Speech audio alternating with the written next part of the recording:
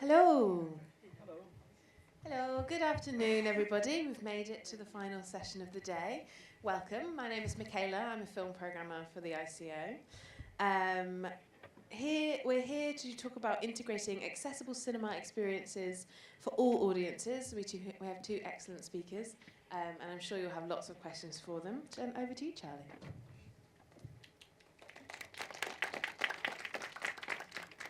What a lovely welcome. Thank you so much, everyone, and thank you for taking the time out of a long day to be here. I hope you've all enjoyed FanCon so far and making the most of the sunshine whilst we're in Belfast. My name is Charlie Little, and my pronouns are she, they. Just to give a visual self-description, I'm a white person in their mid-20s. I have curly, dirty blonde hair in a wolf cut style. If you know, you know.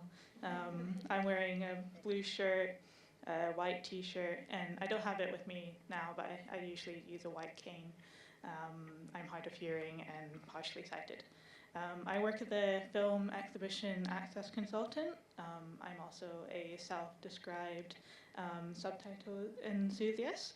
I'm an in-house consultant with Matchbox Cine, who are a Glasgow-based cult film exhibitor, as well as a group of access practitioners in captioning, subtitling, audio description, and consultancy. I very much am a user of descriptive subtitles, and I bring my lived experience of disability to my work, especially as someone who loves film and going to cinema but has various access needs due to my sight and hearing. I'm also the EDI champion for Film Hub Scotland, and with BFI Fan, focusing on supporting the fan membership on access and inclusion for deaf and disabled audiences. So please do come and talk to me, just grab me. I promise I'm not ignoring you, just probably can't see you, so feel free to just come up and we can talk all things about access. Just to give a bit of a glossary for today's session, you'll hear probably a few different terms being used. You'll hear me using the term descriptive subtitles, or DS, to refer to subtitles that include dialogue of all languages, but also descriptions of other elements of a soundtrack, so music and sound effects. You may know those as captions. Descriptive subtitles are the most accessible form of subtitles for the widest audience, are importantly the most accessible subtitles for deaf and hard of hearing audiences, or people who perhaps can't process sound. As DS relay important, crucial information about the film's soundtrack beyond the dialogue, but also therefore important aspects of the film's storytelling. So throughout today's session, you might hear myself and Paul using the terms descriptive subtitles and captions, but in the context, we're talking about the same thing. So I just thought I'd mention that just so that there's not any confusion amongst the audience here. I wish I had the time to kind of fully get into the reasoning behind these terms. I have written about it before for ICO and Matchbox Cine. There's a few resources up there if you would like to have a look after this session, learn a bit more about the topic of descriptive subtitling. So there's one on the ICO's website, on Matchbox Cine's website, and you should check out Sidecard as well. So today we'll be focusing on the inclusive approach of integrating accessible screenings into cinemas and exhibitors' standard programming. I'm really delighted that Paul Lofting from Paramount Pictures will be joining me very soon, and we're going to have a really exciting discussion about an initiative that he's been developing at Paramount. I thought I'd start by sharing some statistics. There's also the definition of descriptive subtitles up there for anyone that would just like a reminder. But RNID, Royal National Institute for Deaf People, national charity, reports that 1 in 3 adults in the UK are deaf, have hearing loss or tinnitus. The recent consensus data shows that there's over 151,000 British Sign Language users in the UK. And in an episode of BBC Rip Off Britain, found that in the same week across 4 different cities, Odeon only subtitled 17 of 920 screenings, 1.8%. Cineworld subtitled 1.1% of their screenings, and View subtitled less than 1%. So just to give you a little bit of background as to the provision across multiplex accessible screenings for deaf and hard of hearing people. Really interesting data and studies in recent years about the usage of subtitles. Stage Checks did a study that found about 80% of 18 to 24-year-olds use subtitles some or all of the time watching it on television or any devices, especially social media.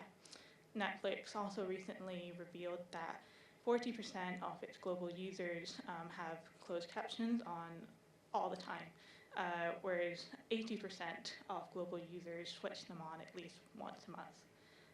Just to give you an idea of just how widely used they are, regardless of whether the audience is deaf or hearing.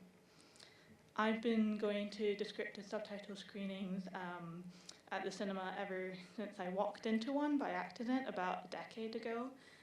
It was truly a memorable experience, which really made me realize how enriched my cinema going experience is when there are descriptive subtitles on screen. Before then, I hated going to the cinema, or I would always wait. Well, back then it was about 6 months until the DVD came out, and I would hope and pray that they had descriptive subtitles on the DVD. If you're in my circle, you know I talk about this experience a lot, but truly stumbling across an accessible screening of Star Wars The Force Awakens. My family picked the film, I didn't. It was really a game changer. I think for the first time it felt like it was a communal experience, one that I could have with friends and family. I didn't miss any of the dialogue, any of the punchlines or the plot holes. I really truly felt immersed, and I could talk about the film on the car ride home. I didn't have to nudge the person next to me whenever there was something that I missed, And back then there was very few accessible screenings, and their provision has slowly increased over the years. However, we know that deaf people still don't have true equal access to cinema going in the UK, as we can see by some of these few statistics that I've shown. So I suppose the question is, how do we make sure that there's equal access and opportunities for people to go to the cinema? Perhaps as an industry we should collaborate, or to ensure that there's regular, reliable provisions of DS screenings, rather than making deaf people feel like it's a novelty or a treat. We know that both hearing and deaf audiences are used to text on a screen. Most hearing audiences are more than happy to watch text on a screen when they don't understand the language barrier, when they're encountering an access issue. So why is it a problem when deaf people are not able to access cinema going? In recent years, there's been a diverted interest as to how technology can play a role in the so-called issue of providing accessible screenings for deaf and disabled audiences. In the US, you might have come across a device, or a system called CaptiView, which is a wireless closed captioning system that some cinemas provide. It's a small tablet-like device which audience members can take into their screening rooms. It will display the closed captions on this so-called tablet, rather than the film itself being played on the big screen with descriptive subtitles on the screen. Aside from being quite an unequal experience for people who need to do that, it's not an immersive experience either. Captive View is often quite badly reviewed by deaf cinema goers, and it puts them off from returning. The devices run out of charge, the captions sometimes aren't synced, or there's a range of other technical malfunctions. The experience of the film itself is also dampened and disconnected, especially due to the going back from looking at the captions up to the big screen. Many deaf cinema goers tolerate this subpar experience, as they know that their cinemas perhaps don't provide regular or reliable open caption screenings. So they end up compromising their needs for an inaccessible experience instead, because it will do. In the US and in the UK, there's been development and corporate interest in subtitling glasses for cinemas. We've also seen the UKCA's exploration and funding of cinema subtitle glasses in recent years. Technology-dependent cinema-going aids bring their own plethora of barriers and issues, and it could also be seen as an unequal experience similar to Captive View, as I was mentioning before, but with the captions appearing on glasses rather than a tablet. Aside from various technical and comfort issues, it could also be a compromised experience for some users when they know that really a truly accessible experience for them is subtitles on the big screen for everyone. On-screen DS is meant to be immersive, it's meant to be an enriching experience, it's not meant to be distracting. Deaf users may still use subtitle glasses, but because they perhaps have no other option. This isn't to say, from my perspective, that technology doesn't have a place in cinema accessibility.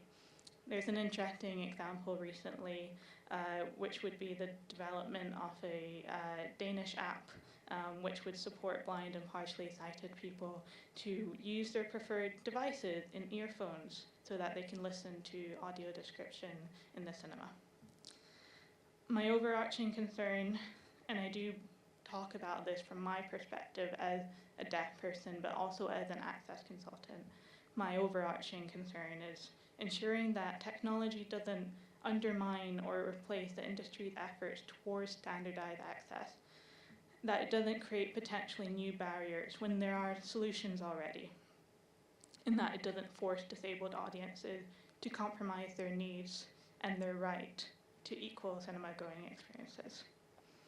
I don't really have the time today or the capacity to dig into all of the specific talking points about cinema subtitle glasses for today's session. I know it's been of interest for a lot of the exhibitors visiting. But I have written a long-form article which discusses this in much more detail, and I wrote it with my colleagues at Matchbox Cine, and I'll make sure it's shared with anyone that's interested afterwards. I would really encourage attendees to look into the perspectives of deaf users and access consultants and access practitioners who are working in this field. I'm really grateful to be involved with an exhibitor like Matchbox, who screen everything with descriptive subtitles, and it's not even an issue, it's not even something they would think twice about. But also other Scottish exhibitors like Take One Action and the Scottish Queer International Film Festival, who are committed to descriptive subtitle screenings. There's currently another session on right now, which features Escapes, another exhibition project which presents all of their screenings with DS. These are just a few examples that are dedicated to access as a standard format of cinema going. I suppose after all my rambling now, I would love to, on that note, invite Paul Lofting from Paramount Pictures to discuss the work that we've been doing. Thanks so much for coming all this way, Paul. We've been talking for a long time now. Would you be happy to just give a quick visual self-description, and then we'll get into it? Yes, thank you for having me. My name is Paul Lofting. I am Sales Director at Paramount Pictures UK. I'd like to be taller than I am, but probably mid-height. Dark, slightly greying hair, mid-40s, I claim. And my pronouns are he, him. Great, thank you. I suppose I actually did want to ask one question, which was, do you ever go to the cinema to watch caption screenings, or do you watch captions yourself at home? I do, and it probably will feed a little bit into some of the background of where I've come from, but I have found myself probably more regularly watching that, watching captions on cinema screens, usually around events and bits and pieces working with. And it's been some of the experience that sort of has led me to, I guess, what we're going to talk about today, but has also given me a great appreciation of the audiences around me, their experience, which has been also valuable to understand as well. And interestingly, as is often the case in these things, you find aspects of your own life that start feeding into this. So my father is almost deaf in one ear, so not that this is the guide, but it's given me a reason to start leading him towards looking at this as an option for his own cinema visits, which has proven valuable. So I've found that kind of has that route as well. And yes, I've heard about this amazing initiative, but I would love for you to give everyone here that same experience when I heard about the work that you're doing at Paramount. So yeah, would you like to give us a little overview? Yeah. It comes from a bit of, I guess, a lot of time in the industry has given me appreciation of what I get to enjoy as a cinema goer, as a hearing cinema goer. And what I take for granted. As life things turn over for you, to offer some background as to why I'm suddenly the person that's sat here in front of you. My wife, about 3 years ago, started working for a local charity near where we live. They support deaf children, their families, their schools, through their sort of childhood, either through funding, events, etc. So, as is that then change of pace, I found myself in an environment meeting lots of parents of deaf children or deaf parents themselves. And it gave me an insight into something that is their natural experience on a day-to-day basis. And when I talk about what I do, and when we all get the opportunity to talk about what we do, it's usually an exciting conversation with anyone that you are meeting for the first time or starting to talk through. But I realised how those provisions weren't available for these people. And it's not that they weren't available, but they weren't being made available, because captioning and accessibility is something that I know for any film distribution business I have worked for, and I've worked for a couple, both independent and studio, they're always there, they're always available, they're made available immediately, but actually what's then delivered into cinemas was lacking. There was lots of stories I had heard, and I should probably preface this point as well. I've met lots of exhibitors in recent times, especially, certainly the last year or so, that are doing some incredible work in this space. But the grand scheme of, and I think the stats that were shown earlier about certainly the major operators in the UK, there is very much a tokenism approach in my experience. So listening to the experiences of deaf cinema goers, parents of deaf children, it led me to understand that there's clearly something missing. So the volume of shows programmed in caption format, I know there were stats up there earlier, I made a count this week for my local 9-screen multiplex that had a total, and it's actually increased in recent weeks, a total of 5 captioned available performances in one whole week. So if you imagine 4 shows a day across each screen, 9 screens in a total 7-day week, 5 potentially accessible shows. It's natural that that's the case. What's often an experience, as I've had fed back to me from talking with people, is that sometimes those shows are advertised but don't happen when you turn up to the cinema. The standard version will just play in its place with various excuses used. And quite often as well an understanding of speaking to some of the experiences of people in cinemas when they have gone to these performances and how that is communicated is poor.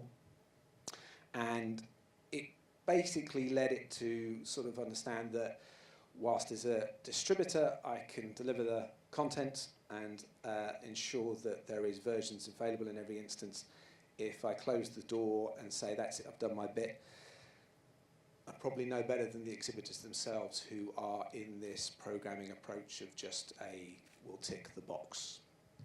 So we had a conversation with the British Deaf Association. I listened to a lot of their thoughts on the circle, where they have been in the past with the cinema industry, the media industry in itself, and we kind of put forward a proposal as to what we would like to do as Paramount and see who we could bring with us on the journey as well. So we put forward an approach now that we will be launching tomorrow, literally, here, which is a kind of a three-pronged approach to addressing this issue. So the current provisions and programming volume and also quality of timing of caption shows is something we're going to ask for our exhibition partners to consider and improve and make it part of actually our contractual agreements with them. So we're asking for an increase in volume of performances over a single week for our films, but also relevant, appropriate timing to find the peak moments for those movies. So if that's an animated movie, we've got an increase through a holiday period and through the run of a movie that reflects the matinee timings, which presumably will be the more popular. Where it is, for example, perhaps a horror movie, something that's ensuring that those evening performances are available for audiences likely to come out and see at those times, as is the natural case. So that's part one. Part two then, and again feeding in from my experience or experiences that have been relayed to me of actual staff training within cinemas and their interactions with deaf audiences. I'll offer a story because it gives you a sense of why maybe I've looked at this. A family went to watch a captioned matinee performance of an animated film. Deaf children, hearing adult. The show, when they got there, wasn't going to go ahead in caption format, so as you're looking at me and the lights are down in the cinema waiting for the feature itself to start, the member of staff announced to the audience stood at the back in a darkened auditoria to tell them that the show wasn't going to go ahead in caption format. The idea that that's maybe lacking just general common sense, but clearly there's an obvious understanding that they're not considering the audience that they're actually talking to in that instance. So I want to build an awareness around what the deaf community needs, which isn't much. It's really just a bit of deaf awareness training to enable that.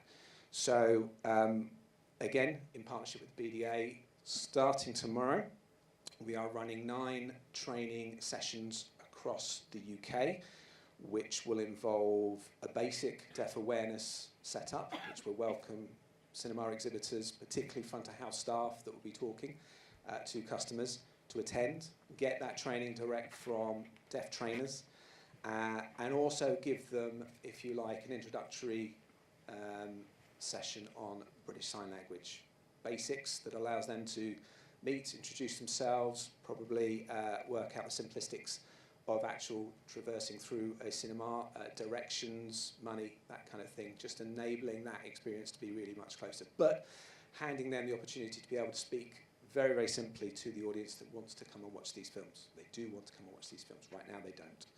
They stay at home and they wait until Netflix, as we see. So there you go. So that's part 2. And the third part is our commitment to this as well, which is we will take our autumn slate of films. It will look a little bit commercial. That is the nature of Paramount in many instances, so I apologise for that. But the slate as it sits includes an animated Transformers movie, a sequel to Smile, the horror movie from 2 years back, Gladiator 2, and Sonic the Hedgehog 3. And we will play those movies big fan. We will play those movies day prior to their opening, in caption format only, for audiences to be the first to see. Those shows will not be closed to only deaf audiences, they're available for all. And I'd welcome the integration of hearing audiences and deaf audiences side by side.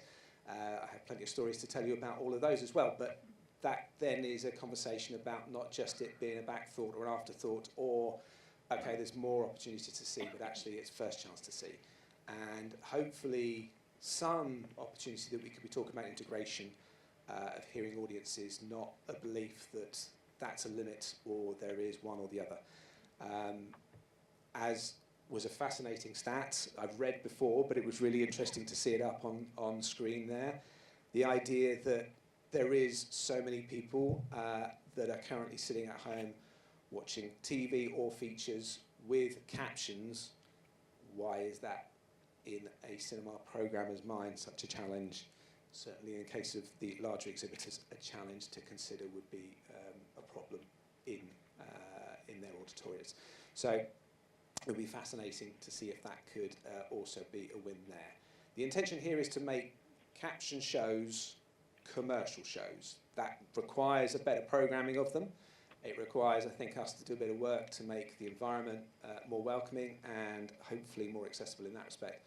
And then the regularity that maintains this is that those shows are as equal to standard shows that are currently operated. So that's the aim, that's the project.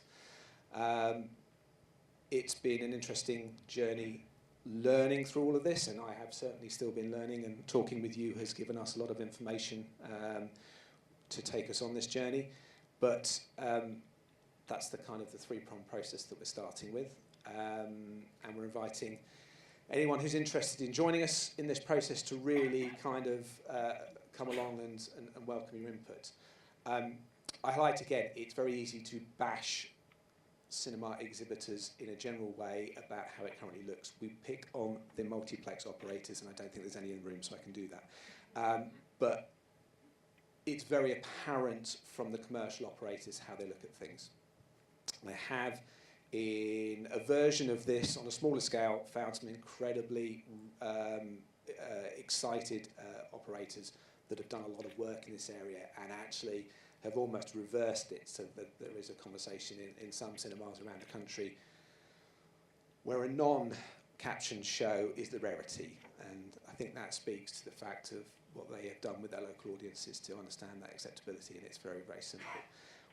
Genuinely, I don't see that there is any reason why any audience should feel that they couldn't be attending the cinema. We all adore what we do for all the reasons that are here, and the idea that we're stopping anyone or giving them a reason to think they couldn't be enjoying the same thing as we are seems wrong. I didn't work at Paramount at the time, but a lot of the conversations I've had as people have discussed movies and some of the films that they've seen, quite often a movie that comes up regularly is A Quiet Place, the original A Quiet Place, which is the most terrifying film you can watch if you turn the sound off completely. I've done it at home. It's a fantastic experience. It actually is worse than watching it in a cinema with sound. So it's there's things that we could do, and I think we could start including a lot more of that in discussions about actually how we're making movies at the same time.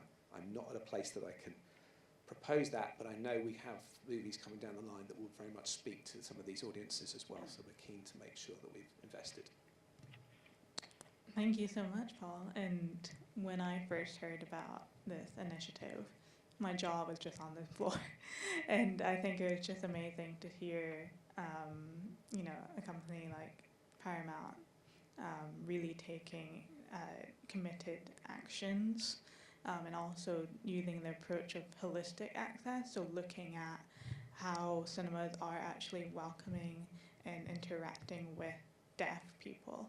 I know myself, someone who's hard of hearing and partially sighted, going into a cinema can be a very daunting experience and not really sure how staff members are going to be able to interact with me, and it really is a make or break experience. It depends whether I will return to that.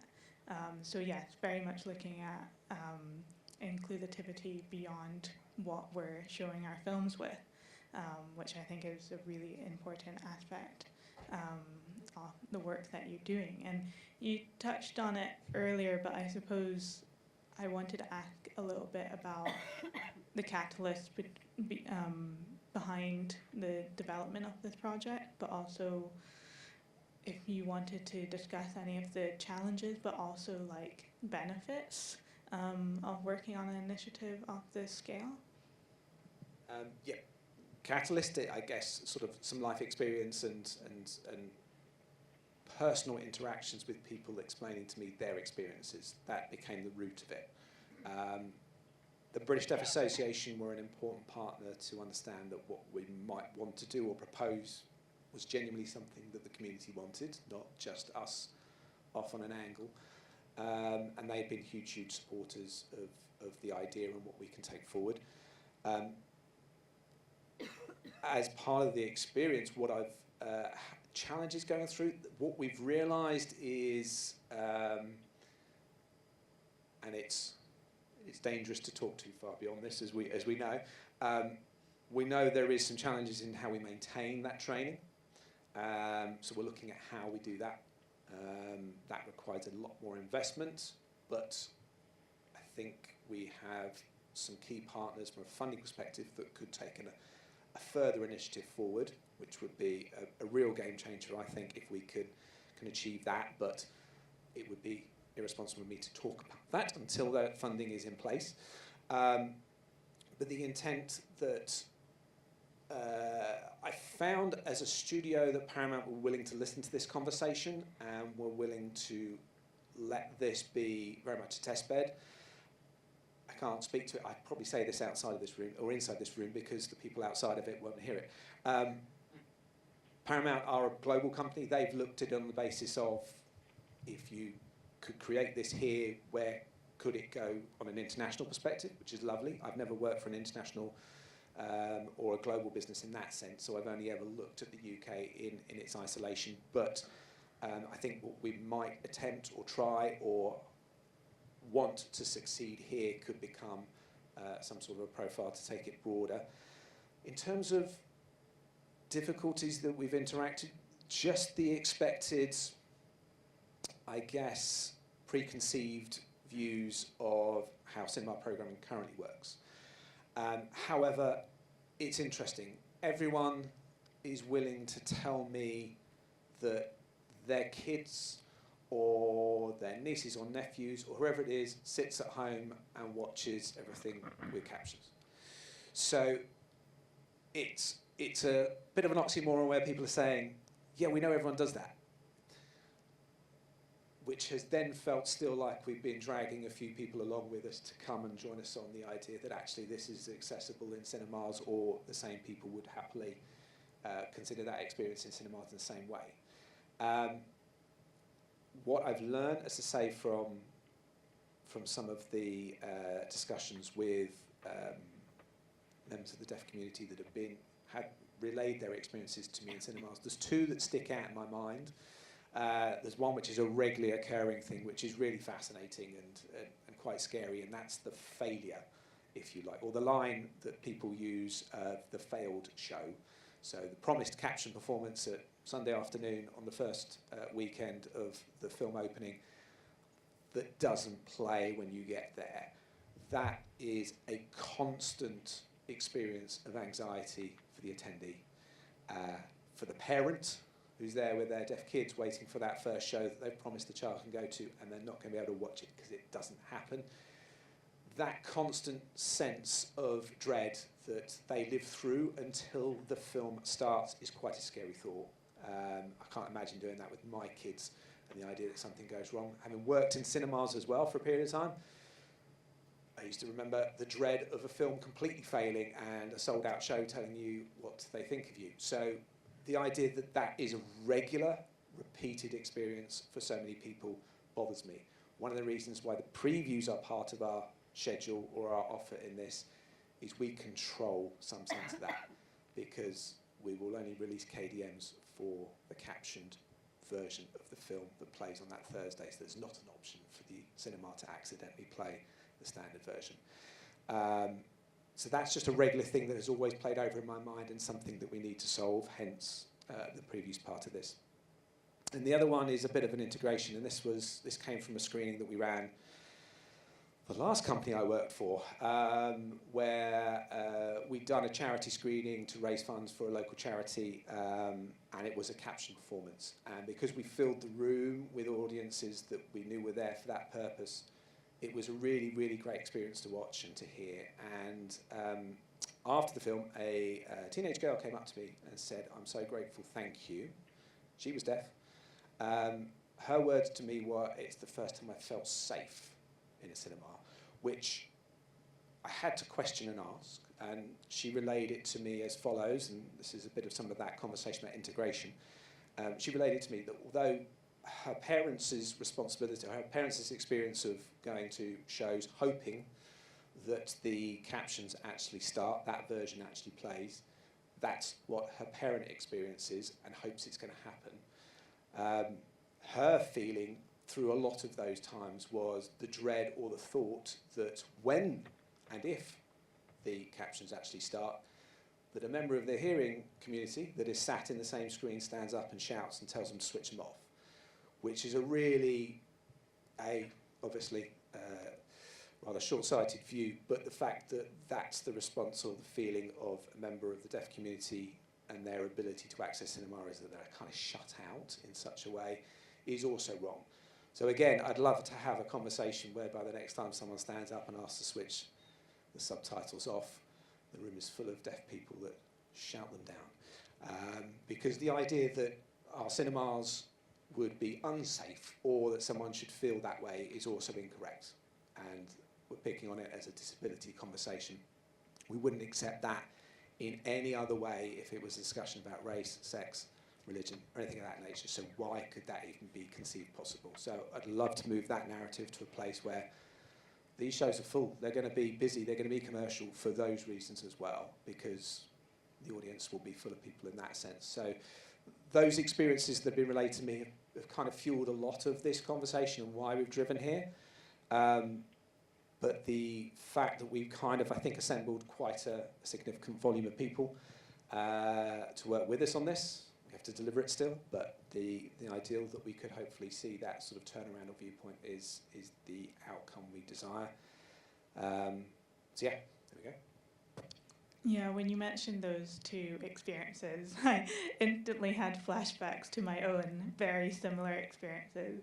And I did a session with Fan earlier this year about equipping exhibitors with the confidence and the skills to advocate for access rather than apologizing for it. So making sure that front of house staff and staff at cinemas know how to talk to customers that, although they're a minority, they might still have a few complaints, or like you mentioned, that one person that hasn't realized that the screening they're in is captioned, and how to deal with that so that all audiences feel safe and welcomed. I think that's a really crucial point. And yeah, another point I just wanted to emphasize is the projects focus on preview screenings as well, because as you noted a few times, deaf people so often miss out on the hype and excitement around the slate of films that you mentioned. I would love to see a preview of Gladiator 2 and really excited to be able to do that. I hadn't really had many experiences like that, and that's just a common thing for so many deaf people and other people that require captions. But yeah, it's just fantastic to hear about the holistic attitude towards integrating accessible screenings. Just going on from what we've been talking about, and kind of what can exhibitors do to support this initiative, and also maybe in general just support and encourage greater provision of accessible screenings in general across programming. So yeah, how they can engage with this and then across their work in general. I'm selling, obviously, these training sessions, so let me start there. Please do come to any of those that you can make, and if it's sort of more of a regional conversation when we're back, we have, I'll do this off the top of my head, we have 9 in total that we're running. They stretch from Belfast to Edinburgh, Manchester, Sheffield, Birmingham, Bristol, I think I've missed one, and we've got 3 in London. So if you, and I happily share the details and the dates and the times of all of those. It kind of starts from tomorrow and rolls out sort of starting next week as well into other locations, into those locations. But I'll make sure that those dates and everything are all available for people to see. We still have spaces available on some of those. Welcome as many people, and if perhaps you have members of staff within your cinemas who think would really benefit or would have an interest, then that's half the challenge. If they're interested in the first instance to take a little look at this, that just keeps the momentum and the interest and the value of it as well. At each of those events, we're hoping that the British Deaf Association will bring partners with them as well. So in some instances, for example, in Manchester, we have the Manchester Deaf Centre who are attending to join that. We've got a number of different charities, organisations in different places who are coming to some of the sessions as well as observers, but also to enable a conversation could be had between the individual cinemas and perhaps reaching their network of community that they speak to on a regular basis. So not just, here we are, how do we get to them, or we've given you the tools, but actually give you some direct conversations into people so that when you are programming shows or putting performances on, you can speak directly to the people that will be talking to those communities as well. Obviously, there are central communities. I'm asking your local cinema to come along and attend one of these so they can be aware of everything that's going on, but obviously be aware that there's going to be an increment in hopefully the programming of Paramount's titles going forward. I'd love to invite some of my distribution colleagues to join me on this journey as well and bring their films along for the conversations as a requirement that they're looking for increase in programming, hopefully also even previews. That's up to them, so I won't speak for them. But we're just kind of, if you have local press contacts that might think there's something of interest to write as a press story, we're trying to access that through Associated Press themselves, but also anywhere that we can really gain a bit of a foothold and an interest that raises the profile further. 3 of the sessions that we will run, Bristol, and 2 of the London sessions will be trained by a lady called Yvonne Cobb. Anyone who watches BBC Morning Live, she is their celebrity chef. She is deaf and has really raised the profile of the conversation around there. So huge, huge interest. And that was a key thing to really sort of raise the profile and bring people's attention to this as well. She is a keen advocate of what we're trying to do, and equally just gives us access to her sort of network of followers and everything as well. But if you know of other people, then that's even better. Anyone that you could bring along or propose going to any of those locations that would hold an interest, write a story, a blog, whatever it may be, that just accesses or finds more people that's willing to come out and try cinema that have until now stayed away. Yeah, and I suppose I just wanted to clarify that this is very much open to independent film and exhibitors and distributors, not just multiplexes and commercial. It's very much a campaign and initiative for the entire industry to hopefully come along and see where it goes. And I should add, because I haven't mentioned them, we have the full backing of the Film Distributors Association, so that represents all film distributors across the UK and Northern Ireland, which is valuable in terms of hopefully we can start pulling through, as I say, some of my distribution colleagues, but also the UK Cinema Association are fully behind this as well. And we're looking to see how many more we could bring with us as in other organisations that could speak in that central area as well. The BSL part of what we're teaching is very, very introductory. It's just early standard stuff. It's not hugely, but I will offer a bit of history that sort of was the precursor to this programme. I ran on a very small, limited scale with 2 operators last year, and we just ran online training sessions. Out of the back end of that, at least 2 people that attended those sessions went on to go and explore British Sign Language Level 1 on their own backs, because their introductory was enough to give them enough to push and take them places. So BSL is now a recognised language in the UK. I'm not here to advocate or push the agenda on that, but just to really, really give everybody a sense of what's going on here. It's now a recognised language that could be used as a modern language choice in schools, as on the curriculum as of this year. There's probably not enough teachers, but that is starting to move through. It's now a recognised language in many instances. I'm watching businesses like Starbucks, banking facilities, other things that are actually in training their own staff in this area to make sure they're accessible. There's going to be a community of people coming through, or certainly a range of people coming out of schools in a few years who are tasked and skilled in this area already. So this is just going to increase the volume and the usability of BSL. So it will become a language which will be quite important for us to be able to actually communicate with.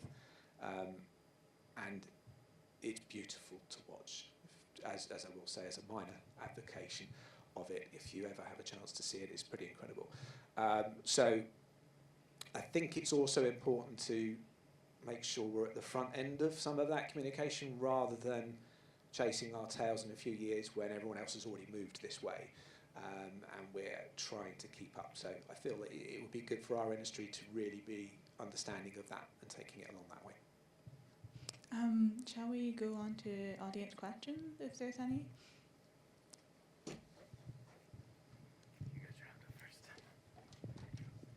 I think it's really great to have this session, especially as I think the figures that are on your screen are probably an underestimate rather than anything, and a tsunami of people who are hard of hearing coming forward. My question is this. Do you think, Paul, that at the moment, for example, in our cinema, there'll be one subtitled screening out of, say, 7 or 10 screenings? I wonder if we could see a place where maybe Paramount could lead the way, where instead of it being the one screening out of the X number of screenings of the release, that actually it was sort of at least half, or possibly even that 6 out of 9 or something like that. And that's just standard. And then I think it would change the game. And the second part I would just say is, I'm probably a bit ignorant, but in Australia, if you receive funding to make a feature film from a funding body equivalent of the BFI, you are required to do audio description and closed caption, and it's a condition of the funding, so there's no excuse. So I just wonder if you'd answer to those 2 points.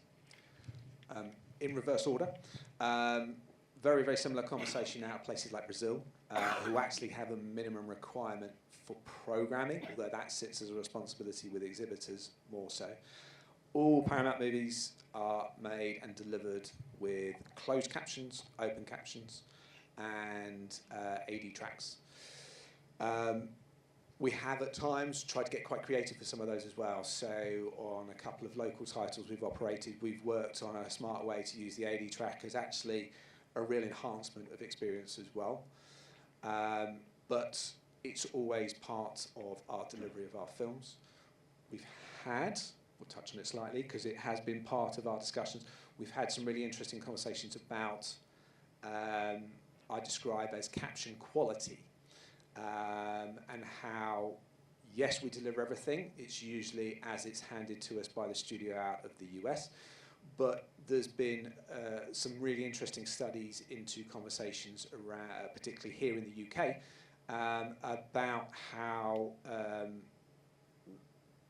who's creating the subtitles, who's creating the captions and the descriptive work that actually references and speaks back to an audience. So there's a side project. We have to keep an idea at the first instance. What we're trying to achieve here is increased accessibility. But there is an interesting conversation that we're trying to have about introducing our production into the idea of increasing the quality of some of that. I won't go into that too far. There's a great study you can find by the University of Sheffield that actually really looked at this in detail, and we've been looking at that and how we could actually improve some of what we're already doing. With regards to the percentage question of number of shows, I think it's part of what this is about. So we're getting into, if you like, the nuts and bolts of what these agreements might now look like with exhibition partners. If what you're currently doing is, I'll take my local multiplex as an example, as I used earlier, if what you're currently doing is 5 shows in a week, can that be 10 shows in a week? Or could it be that if it's 3 or 4 for one movie, can it become twice that at least in the first instance? But also what goes with that is that doesn't want to be shows that are buried on Tuesday afternoons. Actually, we're looking for, you know, if you've got the relevant audience timing or the peak timing, that's the accessible opportunity. So taking, and again, kicking my local multiplex a little too hard here, but I looked at this Easter, second weekend of the Easter holidays. Kung Fu Panda is the only family movie on release. There was one 10 a.m. show in the entire week of Kung Fu Panda that was in caption format, and there was 2 other performances of other movies. At which point I couldn't quite understand what else you could have been doing at 10 o'clock in the morning, 11 o'clock in the morning, or 12 o'clock that wouldn't have stopped you from being able to do that on a daily basis. That kind of conversation is the bit that we need to overcome, change, so that that show is just where it is.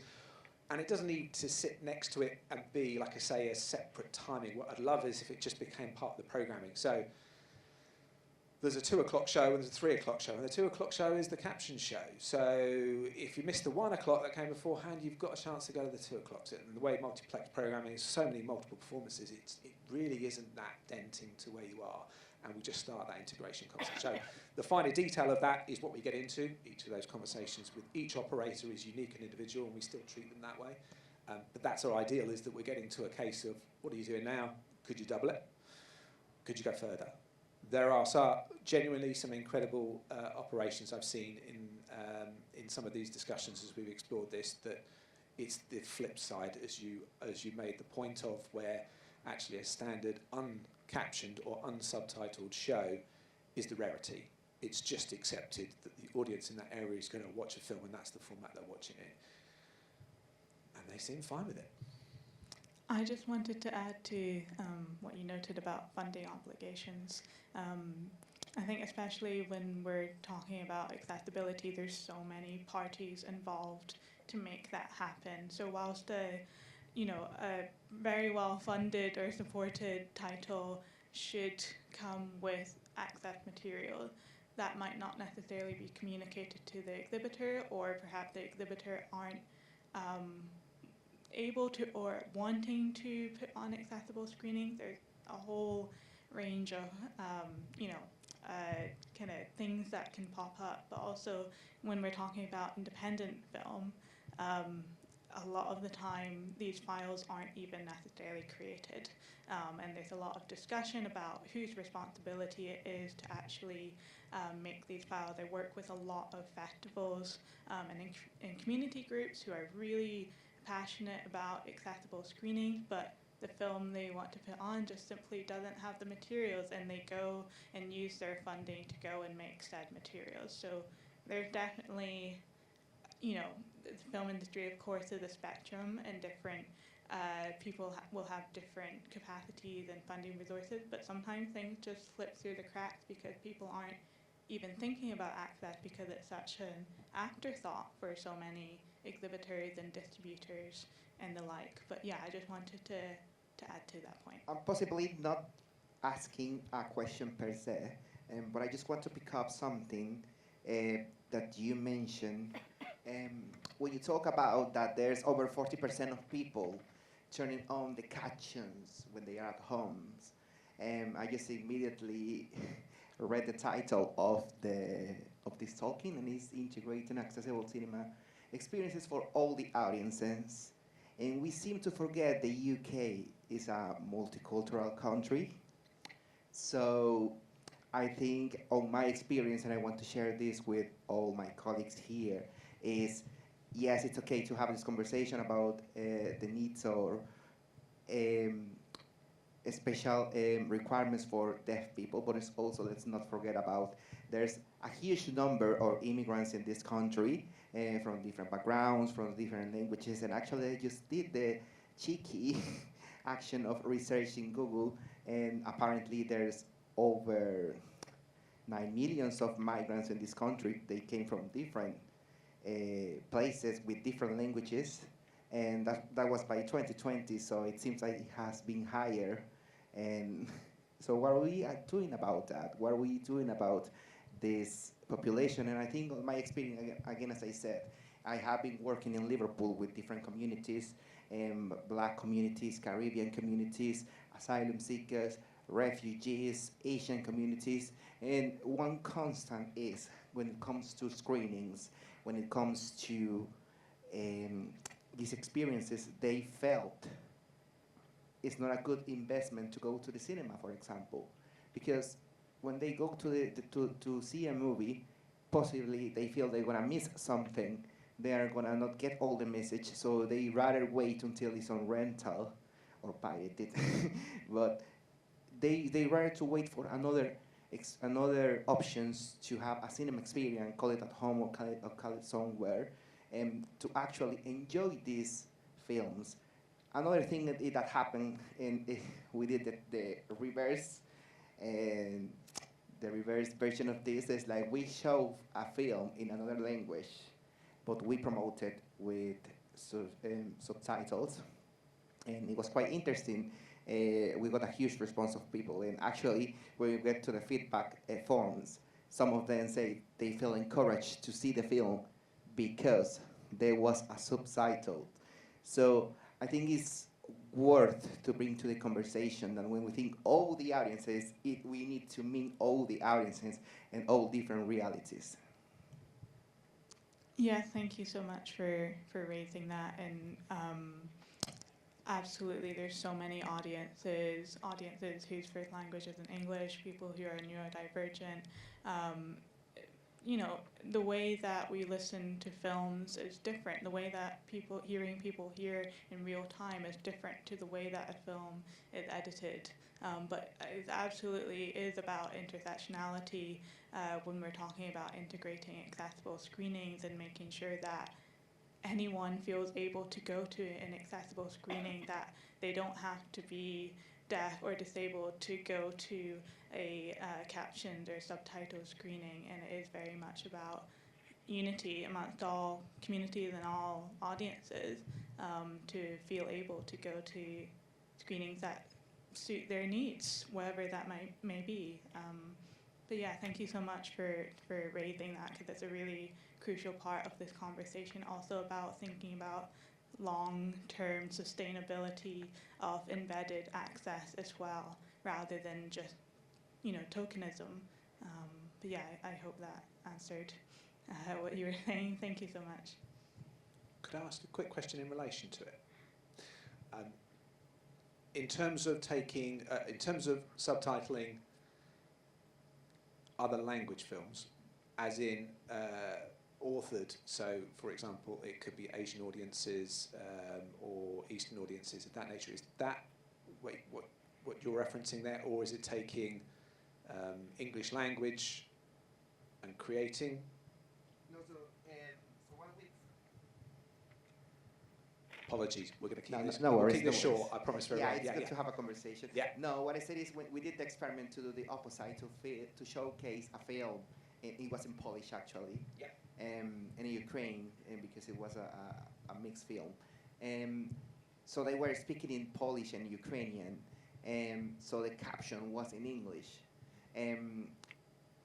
One of those films, it was Queer Fighters of Ukraine, which was about queer people that are serving on the army in Ukraine and fighting in the war, and they speak Ukrainian, so they have no English knowledge, and people could get the message, could understand the reality of these people, and could and this is the thing, so we did the opposite of what should happen. What I'm trying to say, sorry, is like us as people that have different backgrounds, that have different languages, when it comes to screening, the subtitles help us to understand. For example, I have a very good English understanding. I think I have a good English speaking too, I think. But when I'm watching a movie, sometimes you just miss something for something. You get distracted, you just, I don't know, you just get your mind somewhere, but the subtitles just helps you to get through it.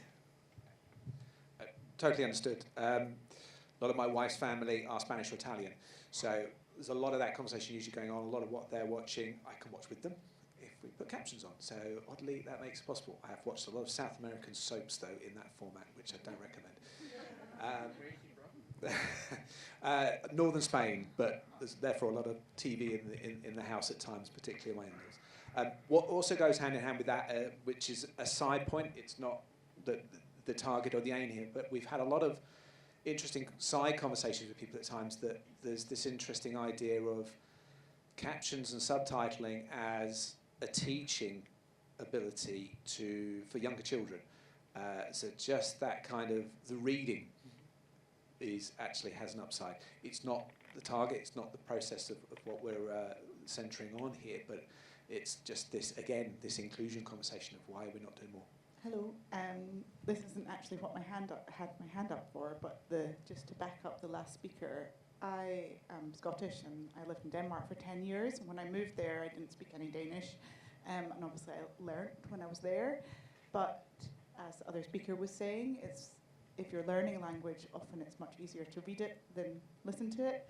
So even though I lived 4 minutes from a wonderful art house cinema, I actually watched hardly any Danish films when I was there, because the other European films would be subtitled in Danish, so I could read it. The English films I could obviously understand, but the Danish ones didn't have any subtitles with them, so I wouldn't go and see them until 8 years in, when my language skills were competent enough. So just to back up that point. But actually what I had my hand up for was just about the previous question. I work for Screen Scotland. Now I work in the audience development side of it, so not the film funding side, but just to clarify there that yes, if you get film funding from Screen Scotland, you must create, I think it's closed captions and audio description, and I believe that the BFI is the same. We certainly enforce it. And I also run the distribution fund for Scottish films, and you cannot access the distribution funding unless you have both of those things or equivalent.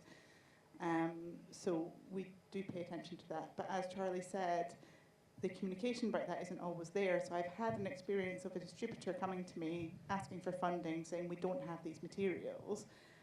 And I've said, you must have it, because we funded the film through Screen Scotland, and they've gone back to the producer, and the producer said, oh yeah, we do have them. But they haven't actually handed them over to the distributor in the first place. The distributor hasn't been concerned enough to ask about it until it came to whether he would get funding or not. So just say, ask for it. If it's a British film, it should be there. My last role was E1 Films. As an independent distributor, we bought a lot of independent local made productions. Anything BFI were involved with, we always knew that came as part of it through the production funding, as it were. But again, sometimes it doesn't always fall that way if it's internationally bought films. But it's not that difficult to actually put them together. It is a funding item, yes, and depending on the scale of some of these releases, that can be an interesting conversation.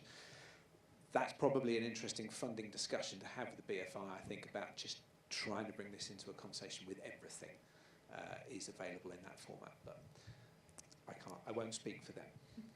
Yeah, I just wanted to mention on that note is especially because I work with so many festivals and filmmakers and distributors and exhibitors, and sometimes there's miscommunication or there's duplicate files made because someone didn't realize that there was already access material. I worked with Matchbox and other funders, Film Hub funders, on a online database called Sidecard. I had it on my resources page at some point, and that is essentially to track and record the availability of access materials to make it easier for people to communicate and resource share. Like you say, there might be funding obligation, but it can be hard to, you know, track all of that and ensure all of that.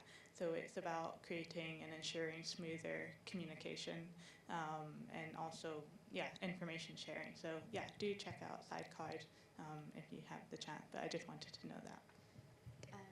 I have a question on Menti, and then we'll go, was there one over? Yes, here, and then here. And then I think that's probably all that we have time for. So the question on here is, as a programmer, we find a definite drop-off in numbers for OCAP screenings, and means we often take a loss on them. I wondered if distributors would offer different terms for OCAP screenings. The aim of this project is to make those shows commercial, and permanently commercial. They need to stay, otherwise, as programmers, if a film's not taking money, you will take it off. If a film's taking more money or is still commercial, you'll be playing more of those shows of that movie. I'm treating this the same way. So the intention here is to find a way to make these shows commercial, bring people into them, make them accessible, and like I say, I'm hoping that I can only speak to my own movies, I can't speak to other people's films, but the opportunity to see Gladiator first, to see Sonic the Hedgehog first, pick on probably, to very, very mainstream conversations there. But whatever our slate might be down the line, that conversation could be that, well, whether you're hearing or not, that really becomes discussion about that's first chance to see the movie. So that integration conversation, to your point about drop-off, we hopefully remove that sort of stigma that captions are only for deaf audiences or hard of hearing audiences. They're actually very, very accessible for everybody. So that's the aim and the target, which hopefully negates the need for us to have any conversation about what the terms might be. Yeah, sorry, just one comment. As my stats shows, like, we know that there's so many audiences at home watching everything with captions, so it's about making that jump from the small screen to the big screen.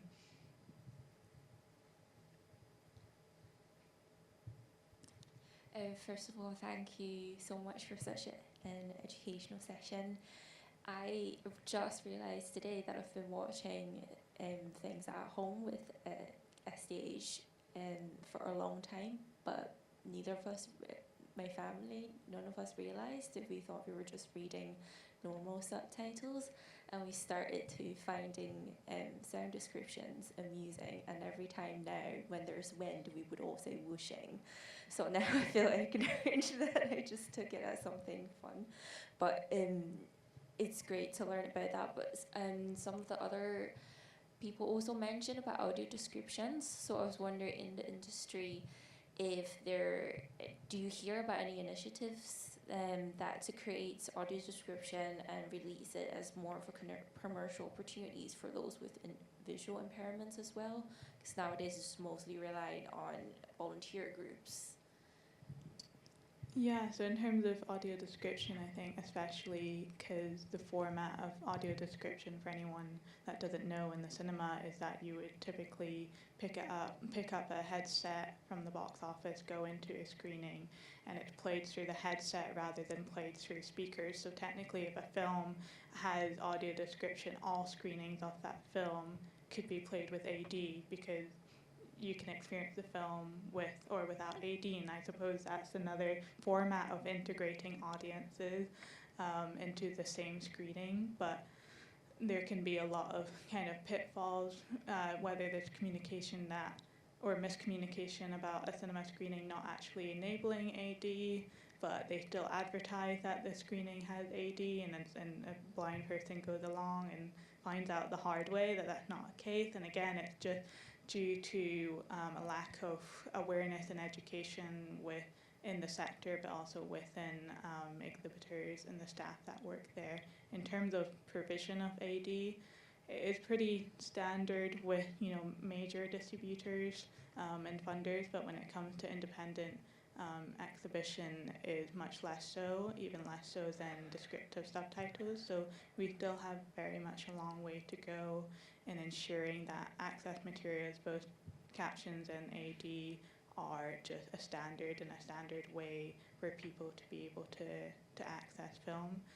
There's lots of initiatives. I'm more than happy to send out resources. But yes, I'm grateful you brought up AD, because that is just another access material that should be standardized for all films. But yeah. Hello. Yeah, Paul, I think you said your project is a test or a pilot. Is that right? There was a version of this on a very, very small scale that we ran last year. I wasn't at Paramount then, it was a different company, on Dungeons & Dragons, another ironically commercially centric title. But again, we took a couple of very, very eager exhibition partners along for us. It was only about 30 odd cinemas, but we ran the same process. We trained them, it was just Zoom lessons online. They increased their programming for the movie across its run in terms of captions, performances, and we previewed the film 2 days before it opened on their screens exclusively, only in caption format. I think we counted from about 30 odd cinemas, about 500 people came. We don't have stats to specifically, we didn't profile people as to whether they were hearing or not, but it proved that 500 people wanted to see the film that day and didn't care, or wanted to see it in that format, or didn't care that it was in that format, which became very much a case of, right, this can be scaled up. So that was a little bit of that was the pilot. Oh, yeah. I was just going to ask about what the measure of success your colleagues at Paramount consider for it to be given the go-ahead. So is it numbers? Is it like it's numbers, basically? So far, they've not asked me for anything. Oh. So I'll take it from there. My measure of success is that what we start maintains. It would be very easy to do something that's a flash in the pan and here's 4 months worth of work and then it reverts. I think the measure of success is that we create, as I've said, these performances that we ask people to increase and start playing become commercially viable performances to continue to play or even increase. Let's just go with the maintenance first, and then there is more opportunity for an audience who currently doesn't want to come to our cinemas, wants to come to our cinemas and feels welcome. So that's the measure of success for me. Lovely. I think we'll have to wrap there. We're slightly over time, but not too much, and I hear some of the other sessions are still ongoing. Can I get a big round of applause for our excellent speakers? Thank you so much. So just closing remarks, and also I wrote down a couple of points to add that might be helpful. The ICO programming team, this is very recent, but we've just started tracking all of the captioned descriptive subtitles, which films have them, which films don't, and logging it in a big spreadsheet for our venues. Hopefully we're trying to get to a point where we have a reliable enough resource that we can share it, but email me. My email's on our website. If you're not sure about whether a film is coming with descriptive subtitles, you're not hearing back from people. We have that information currently for September, October, November, hopefully shortly December. So please get in touch. And then also, a few years ago, the ICO did create a BSL resource guide. It's free, it's for cinemas, it's on our website. And that includes video examples with fairly comprehensive, useful cinema words like popcorn, screen, toilet, film, wine, all those kinds of things. And they're all videos that was kind of publicly funded. So if, for example, you're sending some of your staff on the training or a member of your staff on the training and you want something follow-up that they can share with other members of staff, that is always there and always available. So please do use that resource. That's it for the day.